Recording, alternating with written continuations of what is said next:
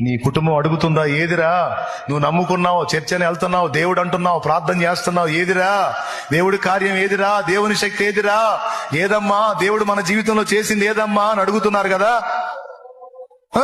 అడుగు, దేవుణ్ణి అడుగు. ఇట్లా అడుగుతున్నారయా నా కుటుంబం అన్ని జనులు.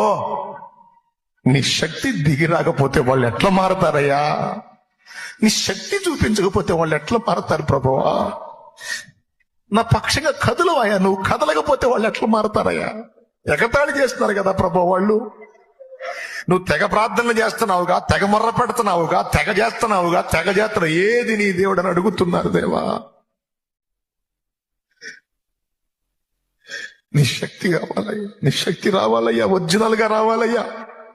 ఒరిజినల్ గా నీ శక్తి నా బిడ్డలు, కుటుంబం అనుభవించాలయ్యా. ఎగతాళి చేస్తున్నా వాళ్ళు.